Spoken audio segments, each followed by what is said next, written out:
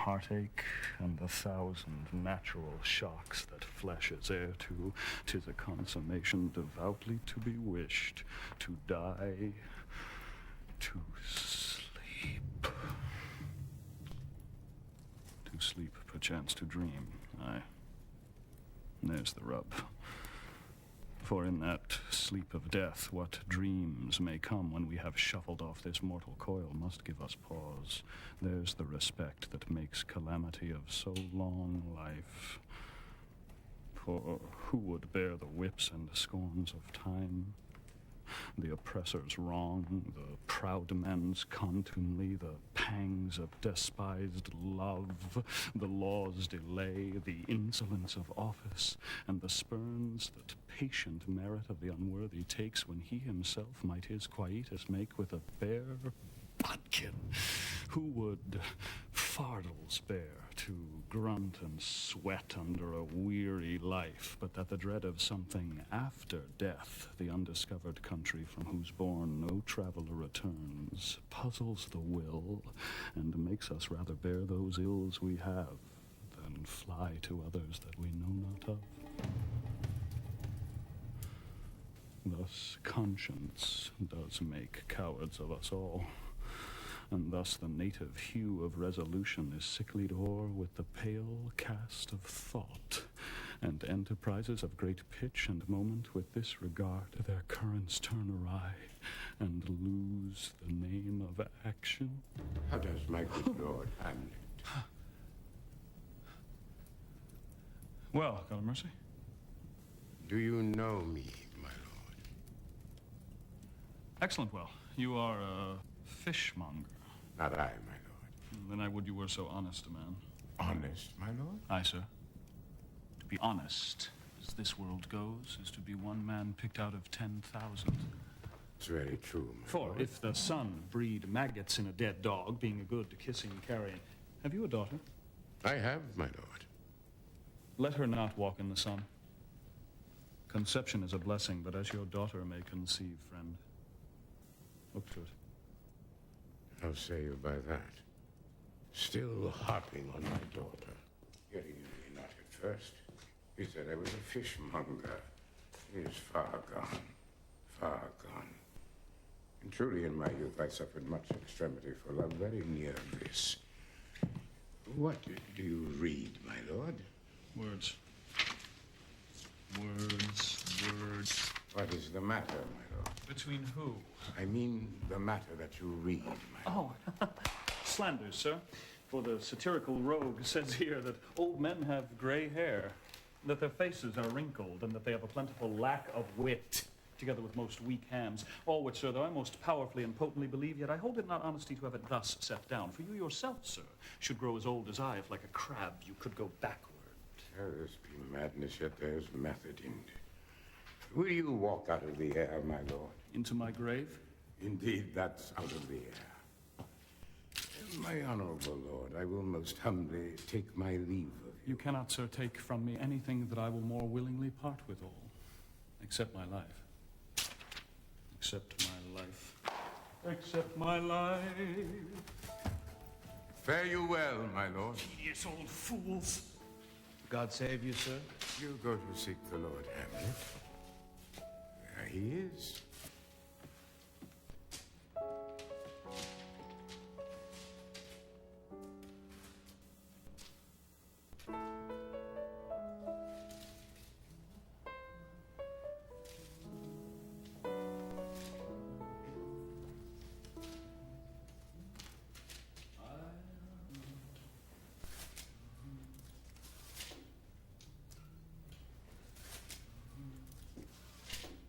My honored lord. Yeah, My most dear lord.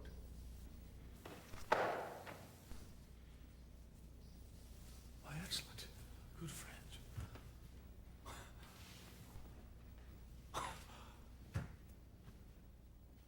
How dost thou, Guildenstern?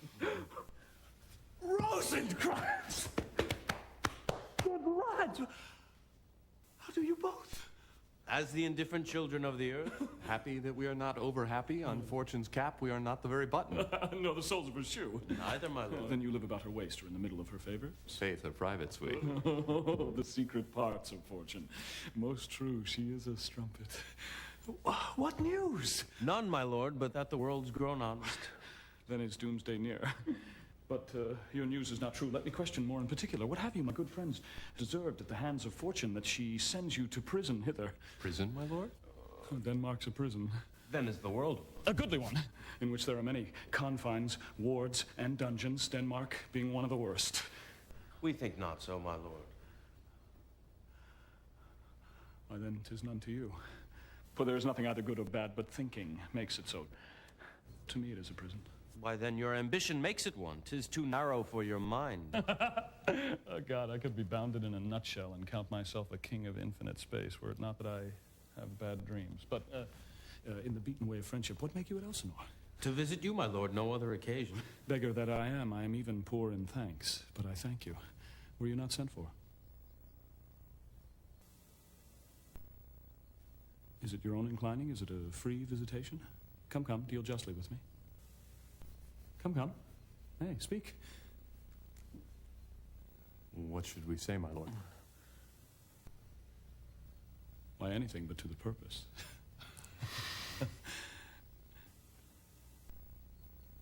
You were sent for. And there is a kind of confession in your looks, which your modesties have not craft enough to color. I know the good king and queen have sent for you. To what end, my lord? That you must teach me, but let me conjure you by the rights of our fellowship, by the constancy of our youth, by the obligation of our ever-preserved love, be even and direct with me, whether you were sent for or no. What say you? Nay, then I have an eye on you. If you love me, hold not off. My lord, we were sent for. I will tell you why.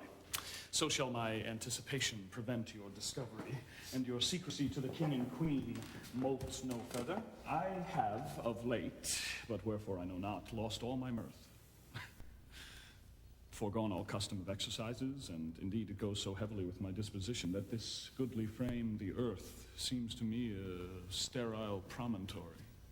This most excellent canopy, the air, look you, this brave or hanging firmament, this majestical roof fretted with golden fire, why it appeareth no other thing to me than a foul and pestilent congregation of vapors.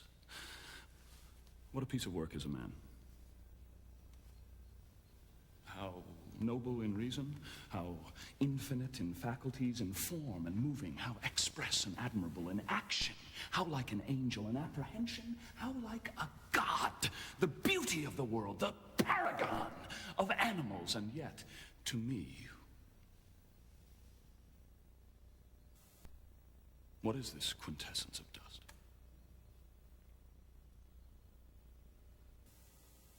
Man delights not me, nor woman neither, though by your smiling you seem to say so. My lord, there was no such stuff in my thoughts. Why did you laugh then when I said man delights not me? To think, my lord, if you delight not in man, what Lenten entertainment the players shall receive from you. We coted them on the way, and hither are they coming to offer you service. He that plays the king shall be welcome. What players are they? Even those you were wont to take such delight in, the tragedians of the city. Do they hold the same estimation they did when I was in the city? Are they so followed? No, indeed they are not. It is not very strange, for my uncle is king of Denmark. They're the players. Gentlemen, you are welcome to Elsinore. Your hands, come then. You are welcome. But my uncle, father, and aunt, mother are deceived. In what, my dear lord? I am but mad north-northwest. When the wind is southerly, I know a hawk from a Hanslow.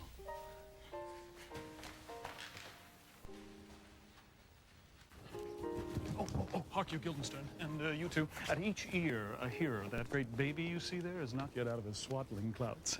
I will prophesy he comes to tell me of the players' market. You say right, sir.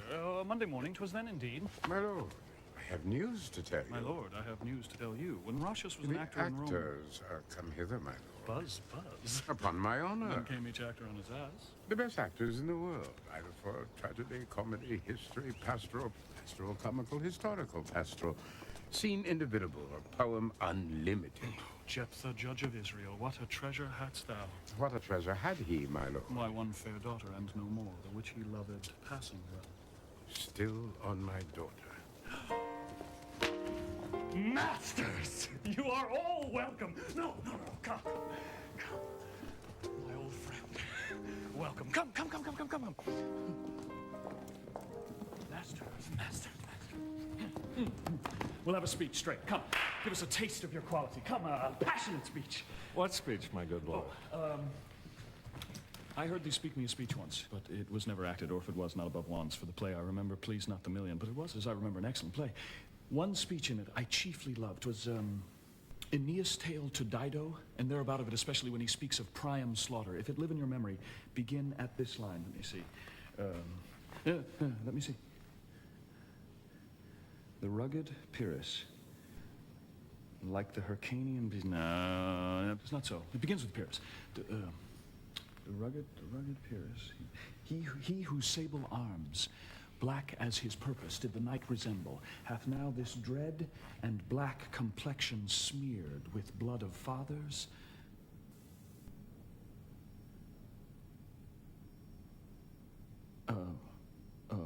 Mothers, daughters, sons, and thus o'ersized with coagulate gore, with eyes like carbuncles, the hellish Pyrrhus, old grandsire Priam seeks.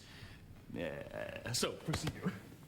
Oh, God, my lord, well spoken, with good accent and good discretion. Anon he finds him, striking two shorted Greeks. Unequal matched Pyrrhus at Priam drives, in rage, strikes wide, but with the whiff and wind of his fell sword, the unnerved father falls. Then, the senseless citadel, seeming to feel this blow, with flaming top, stoops to his base, and with a hideous crash, takes prisoner Pyrrhus' ear, for lo, his sword, which was declining on the milky head of Reverend Priam, seemed in the air to stick. So as a painted tyrant Pyrrhus stood, and like a neutral to his will and matter did nothing. But as we often see against some storm, a silence in the heavens. Anon the dreadful thunder doth rend the region. So after Pyrrhus' pause, a roused vengeance sets him new a work, and never did the Cyclops' hammers fall on Mars' armor forged for proof he turned with less remorse. And Pyrrhus' bleeding sword now falls on Priam!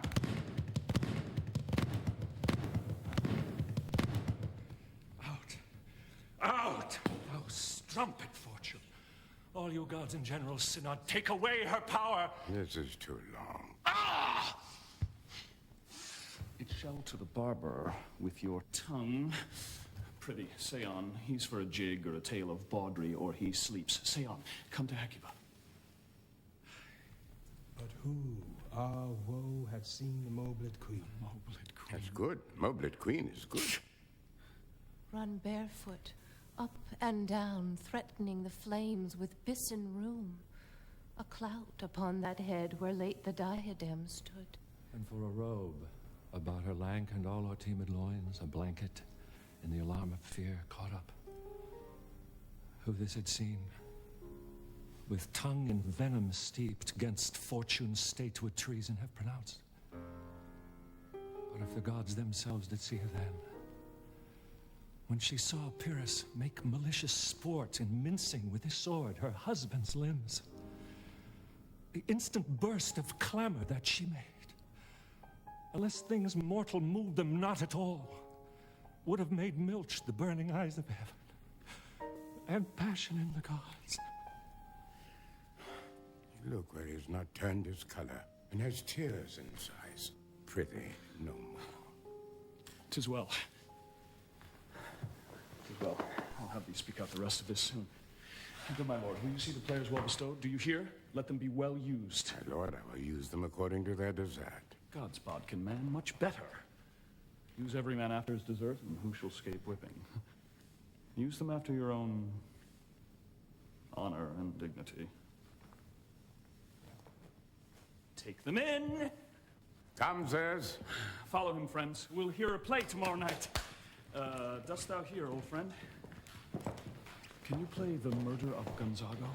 Aye, my lord.